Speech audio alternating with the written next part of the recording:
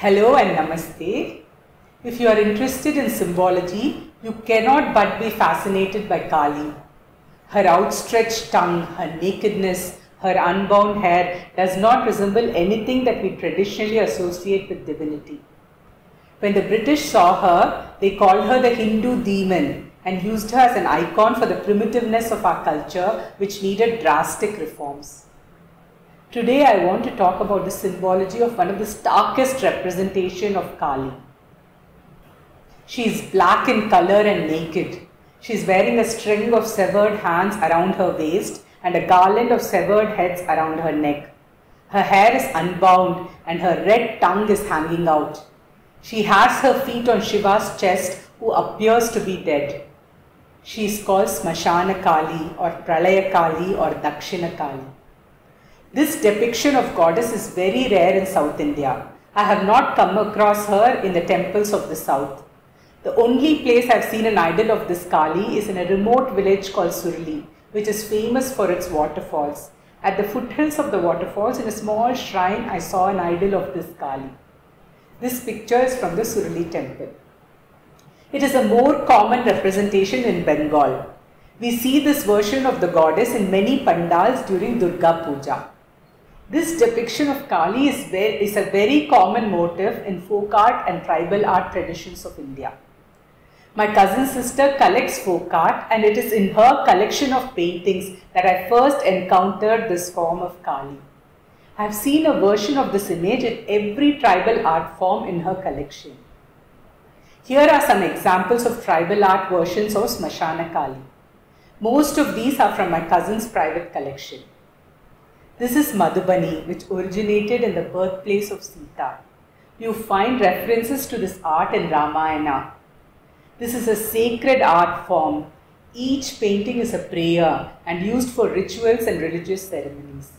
This is the Madhubani depiction of Kali with her feet on Shiva. Pattachitra is a popular folk art of Orissa. This folk art is closely linked with the worship of Lord Jagannath. Here is a Pattachitra painting that I bought from Puri when I visited the Jagannath temple. Here is a Pattachitra version of Dakshina Kali with her feet on Shiva. Kalighat is an art form from Calcutta. It was meant for pilgrims who visited Kalighat temple and wanted to take a picture of Kali back with them. These paintings were sold outside the temple. This is Chakshudan, a tribal art form of Orissa. When anyone in the tribe dies, an artist is invited to draw the image of the dead person. He draws an image but does not draw the eyeball. If you notice, none of these images have an eyeball. Only when he is given a dhan or a payment, he draws the pupil. Once the pupil is drawn, the dead person's soul is supposed to begin its ascent to heaven. That is why this art form is called the death art. And that's how this art form gets its name, Chakshudan. Chakshu means eyes in Sanskrit. Here is a Chakshudan version of Dakshina Kali. This one is a rare Adivasi painting from my cousin's collection by an unknown artist. Let me tell you the Bengal folklore about this image of Kali as told by a folk artist. Once Kali had killed a powerful Rakshasa and she was so drunk with a bloodlust that she could not stop herself. She continued her dance of destruction, destroying everything that lay in her path and thus unsettling the balance of the world. All the gods appealed to Shiva to stop her. Shiva tried speaking to her, but she wouldn't listen. So he pretended he was a corpse and lay down in her path.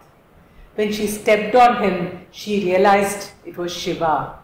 At the sight of her husband's corpse under her feet, her tongue popped out in horror. This brought her back to her senses and she stopped her dance of destruction. The artists say that this image shows Shiva has no ego. All the stories aside, what does this image convey from a philosophical point of view? This image represents Pralayam, the complete dissolution of creation. In the images of Nataraja and Ranganatha, we saw the creation of the universe. Nataraja suppressing chaos and bringing forth order with his dance. Ranganatha sleeping and dreaming up the universe. Contrast those with this image. Kali is standing with a severed head in her hand. She is also wearing a garland of decapitated heads and chopped up hands. Shiva himself is lying dead under her feet. It seems to be a condition where all laws of universe have broken down and there is complete annihilation. There is something dark, terrifying and inevitable about the image. Kali represents the principle of time. It is derived from the Sanskrit word kala, meaning time. Time is considered the most potent and destructive of all created entities. Is there anything which can survive the ravages of time? From people to planets to galaxies, all succumb to it. That is why Kali is Shiva's Shakti, his destructive power. During Pralayam, the whole universe resolves. It is the opposite of creation.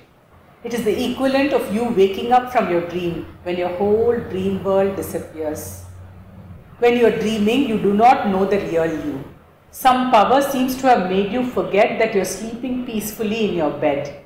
You are caught up in the ups and downs of the imaginary self that you have dreamt up. Your dream hides you from yourself.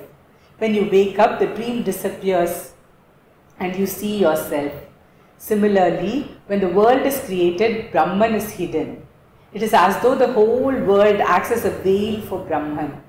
When creation dissolves, there is nothing to hide Brahman, and this is represented by Kali's nakedness. Many Eastern philosophies, including today's Western science, claim that universe was created from nothing and will resolve into nothing. This nothingness or void of Pralayam is represented by Kali's dark complexion. Kali wears a garland of human skulls or heads. In traditional representations, these are 50 in number, indicating the letters of the Sanskrit alphabets. As per our philosophy, sound is the first created entity. Alphabets represent the sound from which the whole universe arose. By wearing it as her garland, she indicates, although she has destroyed the universe, she also holds the power for the next creation. A similar concept is brought out by the severed hands. Why does this cycle of creation and destruction happen endlessly? Vedanta puts the blame squarely on us. As we transact in this world, we gather good and bad karmas as punyam and papam.